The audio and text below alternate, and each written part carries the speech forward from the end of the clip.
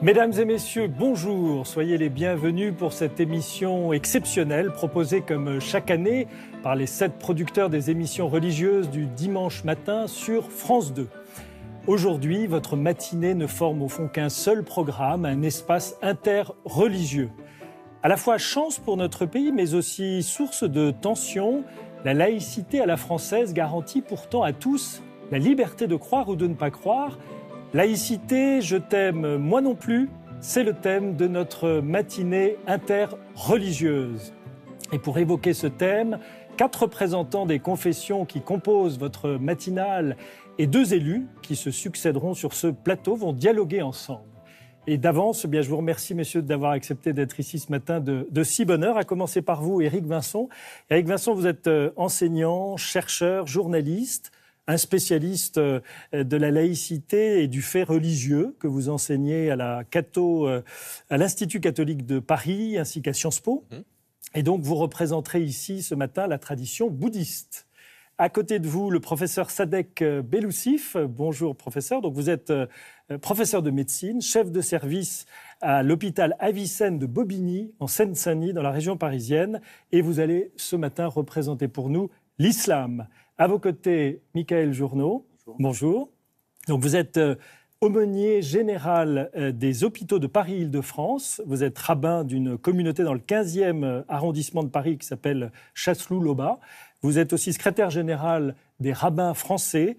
Et donc, vous représenterez ce matin ici le judaïsme.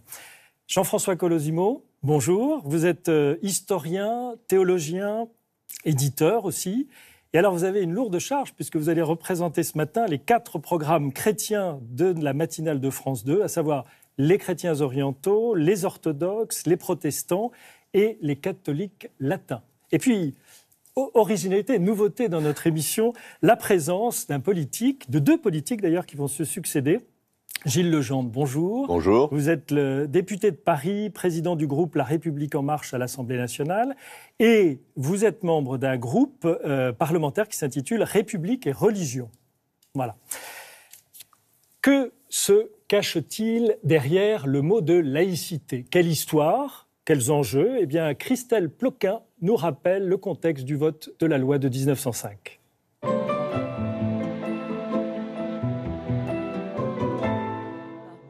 Un mot qui garantit la liberté de croire ou de ne pas croire de chaque citoyen. Un mot et un concept qui arrive de loin dans l'histoire de France. C'est la Révolution française en 1789 qui marque le premier pas dans la distinction entre les sujets du roi, chef de l'Église catholique, et les citoyens de France. Les minorités protestantes et israélites sont aussi déclarées égales au catholicisme, ce qui ne plaît pas à tout le monde. Tout le 19e siècle est une histoire d'une lutte entre les tenants de la France monarchique et catholique et les tenants d'une France progressiste et républicaine qui serait l'héritière du projet révolutionnaire. Et les républicains arrivent au pouvoir à la fin des années 1870 et entament une série de mesures dites de laïcisation, c'est-à-dire de transfert finalement d'institutions qui étaient religieuses jusque-là dans le giron de l'État. Ces institutions, c'est par exemple l'hôpital, les cimetières, la justice, mais aussi l'école. Et ça, c'est le grand projet laïque de la Troisième République.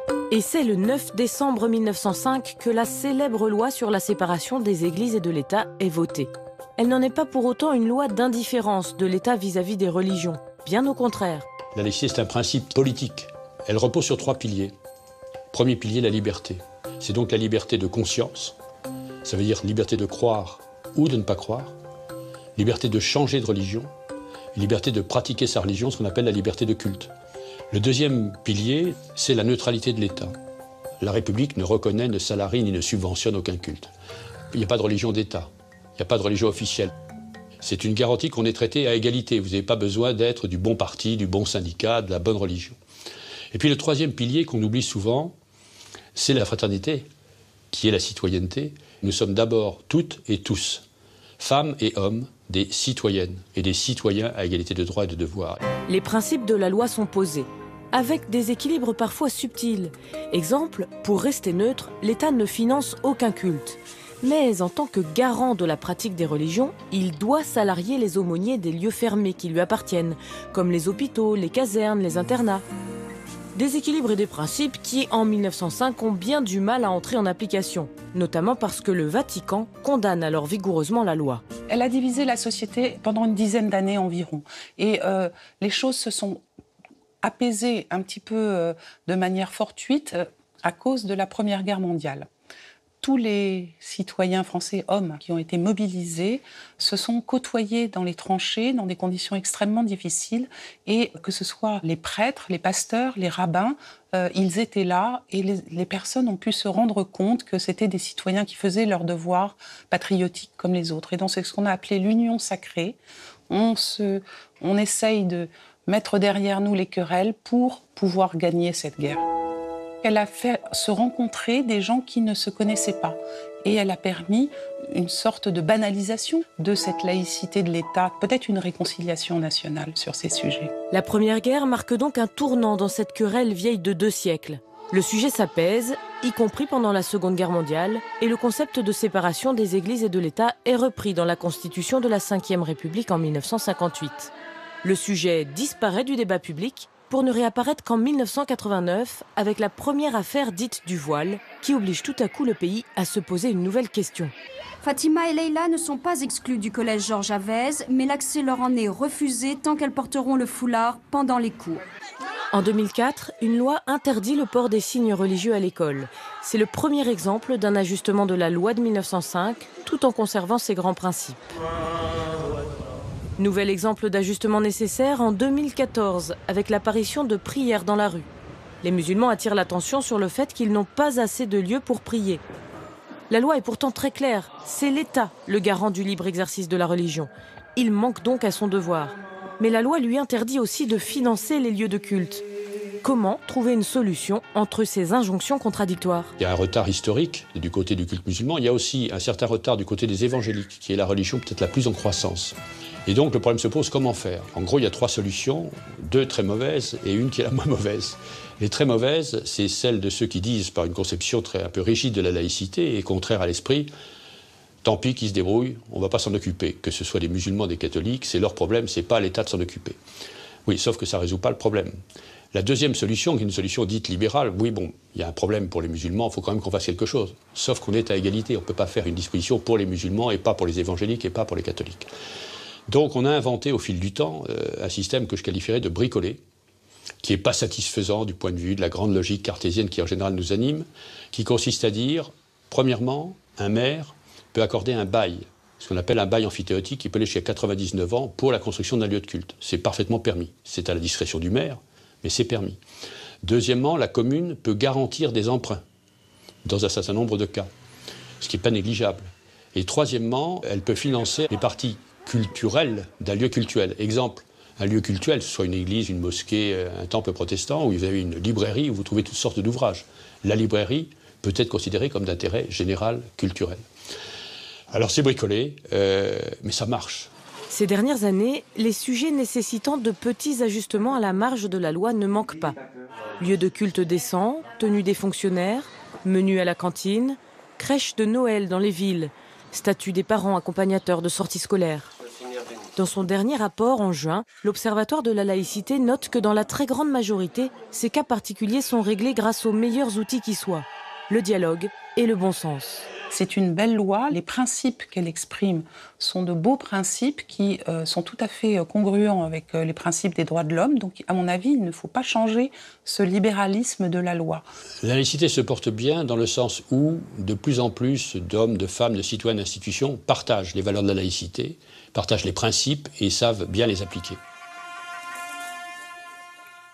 Gilles Legendre, étonnante histoire que celle de cette loi de 1905, puisque elle est votée dans un contexte extrêmement conflictuel. Elle ne cite pas le mot de laïcité. Elle a plus de 100 ans d'existence. Et pourtant, c'est toujours elle qui est d'actualité. C'est elle qui régit les relations entre l'État et les religions. C'est ça la définition d'une bonne loi. Et d'ailleurs, pour un tas d'autres sujets, nous pourrions nous en inspirer, nous autres législateurs aujourd'hui, qui avons tendance à produire beaucoup de lois, mais qui ne sont pas forcément promises à un destin aussi brillant. Donc c'est une bonne loi. 1905, c'est une bonne loi. C'est plus qu'une bonne loi. C'est une loi excellente. Parce que précisément, elle est sur un équilibre vertueux. Elle est extrêmement ferme dans les principes qu'elle pose, la liberté de croire ou de ne pas croire, la neutralité absolue de l'État, l'obligation pour les cultes de respecter les valeurs de la République et un esprit qui fait communauté, qui est aujourd'hui encore le sujet majeur et peut-être le sujet qui exige de nous tous un investissement et un engagement doublé. Ferme sur les principes et tolérante, bienveillante sur l'application.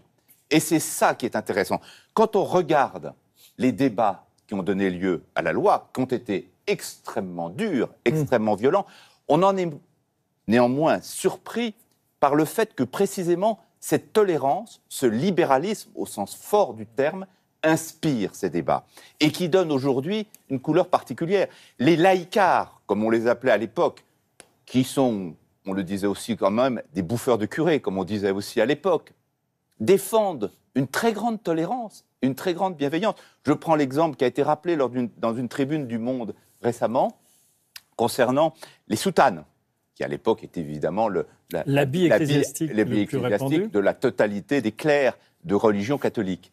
Eh bien, évidemment, certains disaient le port de la soutane est un scandale dans l'espace public. Et Aristide Briand, qui n'était pas suspect de calotin, défend au contraire l'idée qu'il faut absolument laisser cette expression-là. Jean-François Colosimo, quand même, on passe d'une loi de défiance à une situation aujourd'hui dans laquelle on a l'impression que les religions tirent avantage encore un paradoxe de cette loi. Comment vous l'expliquez ? Oui, je crois que la loi, effectivement, vous l'avez dit, qui d'ailleurs ne porte ni le nom de laïcité, ni ne porte l'adjectif laïque en aucun endroit, qui est une loi de séparation. Elle est l'aboutissement, en fait, un peu du destin français et du destin de l'État français réalisé sur 1000 ans, en fait, puisque le rapport entre l'État et l'Église, au départ, c'est l'État français et l'Église catholique, bien sûr, mais a toujours été conflictuel, ou parfois l'État a voulu asservir l'Église aussi. Vous voyez, ce n'est pas simplement une relation comme ça, simple d'un côté ou de l'autre. Tout n'a pas commencé en 1905. Non, et la France n'a pas commencé en 1789, et non plus la réflexion sur la liberté de conscience, c'est clair, les théologiens médiévaux ont beaucoup fait là-dessus. Mais la vérité, c'est quoi ? C'est une loi d'apaisement, n'est-ce pas ?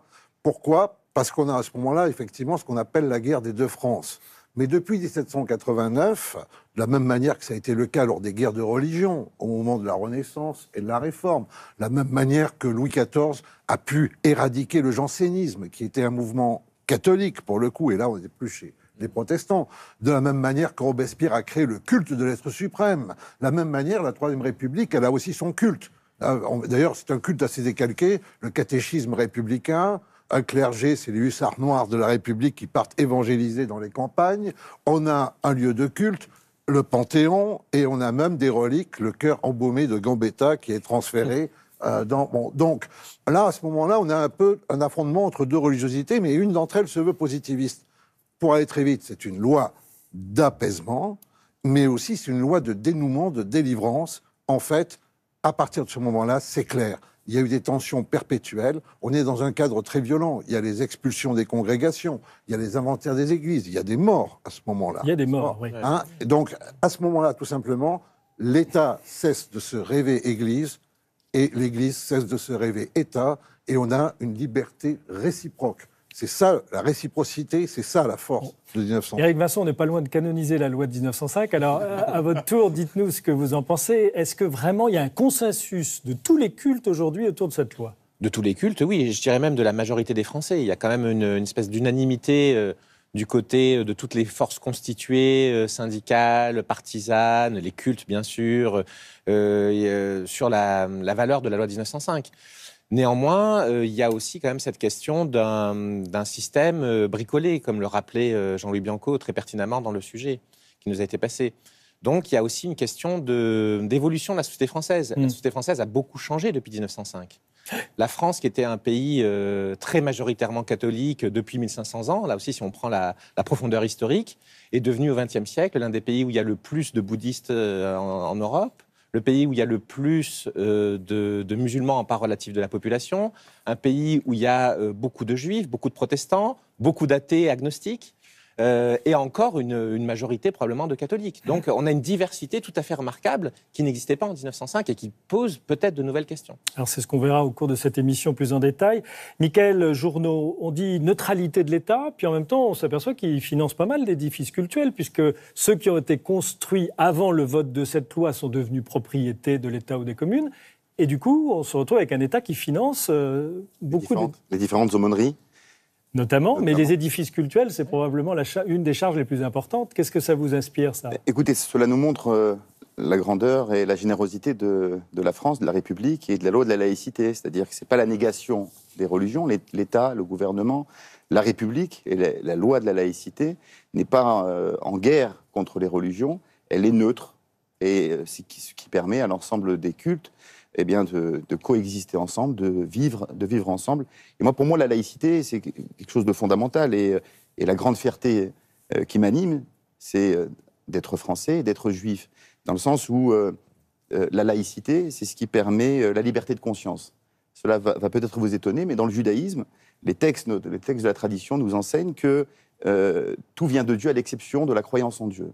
Voyez ? Donc l'homme est libre parce qu'il a la possibilité de croire ou de ne pas croire. C'est ce que nous retrouvons dans les lois de la laïcité, qui est pour nous, pour la communauté juive, d'un point de vue historique, mais aussi actuel, une véritable bénédiction.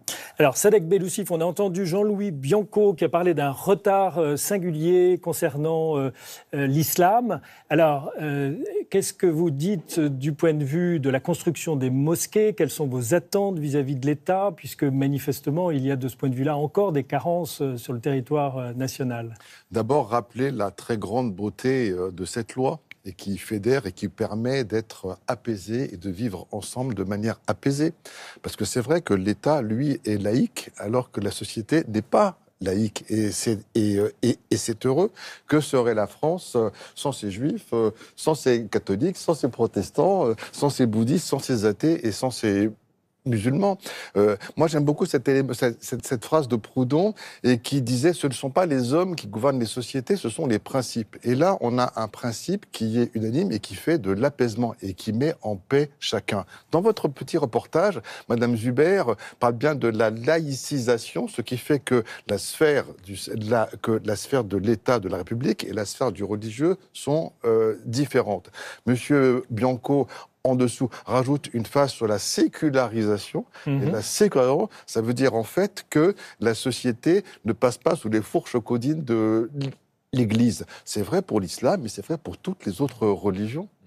Et sur la construction des mosquées, vous ne m'avez pas répondu. La construction des mosquées, c'est aux cultes, donc c'est aux fidèles à s'organiser eux-mêmes. Et vous avez bien compris que maintenant que l'islam sort de sa phase d'infantilisation et de victimisation, c'est aux fidèles à utiliser le denier du culte et pouvoir gérer cette partie-là eux-mêmes. On a une loi qui est ferme sur les principes et qui peut être souple sur ses applications. Dans chaque mosquée, à côté de la mosquée, on doit avoir une instance de savoir, on doit avoir un espace culturel, une bibliothèque, du soutien scolaire et autres. Ces éléments-là font partie de choses qui sont reconnues comme d'utilité publique et doivent faire appel à la générosité publique de l'État parce qu'on est citoyen.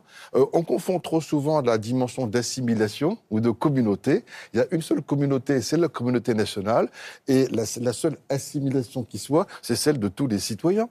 Ah, voilà un beau consensus pour commencer. Nous allons à présent nous rendre dans un centre de pratique et d'enseignement du bouddhisme en région parisienne.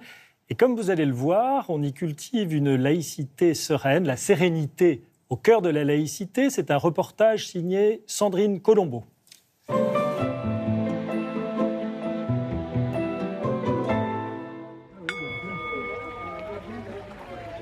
Ambiance toute tibétaine dans un jardin de Veneux-les-Sablons, dans la grande banlieue parisienne. Comme chaque année depuis 23 ans, l'Institut Gandanling de la tradition Gelugpa ouvre ses portes aux visiteurs le temps d'une journée pour se faire connaître et présenter ses activités. Ici, pas de démonstration ostensible de rite, ni de prosélytisme. Il s'agit de donner un aperçu de ce que propose le bouddhisme, tradition spirituelle millénaire, dont aucun signe extérieur ne distingue ses pratiquants, hormis bien sûr la tenue des religieux. On peut dire que les bouddhistes sont bien intégrés, tellement bien intégrés qu'ils sont quasiment pas reconnaissables, à part les quelques rares spécimens qui portent un habit religieux. Et d'une manière générale, les pouvoirs publics apprécient le caractère calme et discret des bouddhistes. L'envers de la médaille, c'est que du coup, les bouddhistes sont tellement effacés que d'une certaine manière, ils ont totalement fondu dans la masse. Au début, les premiers bouddhistes en France étaient des réfugiés tibétains qui se sont très vite intégrés. À l'exemple du vénérable Dakpo Rinpoché, premier lama arrivé sur notre sol en 1960, à l'invitation de chercheurs français pour des travaux de traduction. Renonçant à ses vœux de moine pour ne pas heurter la communauté universitaire, c'est en tant que laïc qu'il enseigne à l'Institut national des langues orientales sa culture tibétaine. Des années plus tard, Dakpo Rinpoché commencera à enseigner les principes du bouddhisme. Au début, les gens ne savaient pas qui je suis. Je suis une personne, un monsieur, et voilà, c'est tout. Petit à petit, ils ont découvert quelqu'un, un lama, etc., etc. Donc j'ai commencé l'enseignement de Bouddha. Nous avons été très discrets. Pendant plusieurs années, personne ne savait qu'il y a un centre bouddhiste. Donc ensuite, quand nous avons acheté l'autre côté, donc la maison elle-même, c'est trop petit, mais il y a un terrain. Donc on a contacté M. le maire. Il n'a pas accepté tout de suite. Il nous a laissé pendant 1 an ou 2 ans comme ça.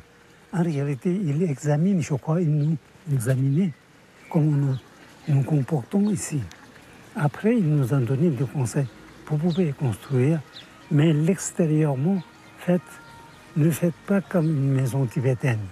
Faites une maison comme les autres, mais intérieurement, vous êtes totalement libre. Le centre obtient en 1995 le statut de congrégation religieuse par décret gouvernemental. Le secret de cette intégration réussie, l'adaptation au mode de vie français, la discrétion et le respect des valeurs de la République. Le bouddhisme est complètement compatible avec les valeurs de la République. Donc sur ce plan-là, un pratiquant bouddhiste, finalement, que ce soit une pratique religieuse, cultuelle, ou une mise en pratique des valeurs de la société, tout ça, ça se mélange. Au début, c'était pas si facile que ça, parce qu'évidemment, les gens se demandaient qui on pouvait bien être, est-ce que c'était pas une secte, voilà. Donc ils étaient un peu inquiets et on s'en rendait compte. Donc quand on a vu ça, en fait, on a pensé qu'il serait bien de nous faire connaître, de savoir qui on était, qu'est-ce qu'on proposait. Donc on a décidé de faire cette journée porte ouverte. Tout de suite, on a proposé des conférences et puis l'artisanat et on a pris le temps d'expliquer aux gens ce qu'on faisait. Et on s'est rendu compte que les gens demandaient quand serait la prochaine journée porte ouverte. Et c'est comme ça depuis le début. Depuis quelques années, je suis en contact avec des bouddhistes. J'apprécie beaucoup leur tolérance qu'ils ont sur le monde et sur les conseils bienveillants qu'ils peuvent avoir vis-à-vis de leurs semblables. Je pense que si on vit un bouddhisme qui est intégré et que tu ne vas pas pratiquer de prosélytisme au sein de ton entourage, il n'y a aucune raison. Au contraire, souvent les gens disent « Ah bah tiens, toi tu as une philosophie, c'est super, ça a l'air d'être plus facile pour toi. » Moi-même, je vis dans un petit village dans la Drôme où il y a un centre bouddhiste et effectivement, le centre s'est tout à fait intégré au sein du petit village.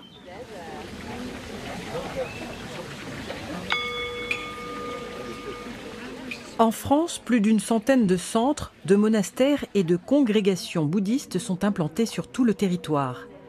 Ces communautés n'ont pas plus de 50 ans de présence ici, mais participent de plus en plus à la vie de la société. En revanche, s'il vient à donner son opinion sur la scène publique, ce sera en tant que citoyen que le bouddhiste s'exprimera. Nous devons vraiment très respectueux pour la loi du pays, pour la tradition du pays. Nous ne sommes pas chez nous, il faut respecter. Voilà. Le moment où on respecte, il nous laisse totalement libres. nous pouvons faire ce que nous voulons faire, voilà. La laïcité, c'est le principe de séparation, disons, entre l'Église et l'État, alors que le bouddhisme, c'est un travail sur soi, une expérience personnelle. Mais le point commun, sans aucun doute, c'est que de part et d'autre, on accorde beaucoup d'importance à la liberté de penser. Dans le bouddhisme également, il est dit que chacun doit être libre de pouvoir choisir sa religion, sa non-religion, de changer et de pouvoir s'exprimer, évidemment, dans le respect de l'ordre public. Le Bouddha lui-même insistait bien sur le fait que, d'une part, il ne fallait pas juste le croire lui parce qu'il était le Bouddha, mais qu'il fallait réfléchir par soi-même. Et il a également donné des enseignements, notamment il y a un sutra où il souligne l'importance de la liberté de penser, en disant ce n'est pas parce que des religieux de votre propre tradition vous diraient de faire ceci et cela que c'est forcément ça qui est bien. Il faut que vous voyez par vous-même ce qu'il importe de faire à tel et tel moment.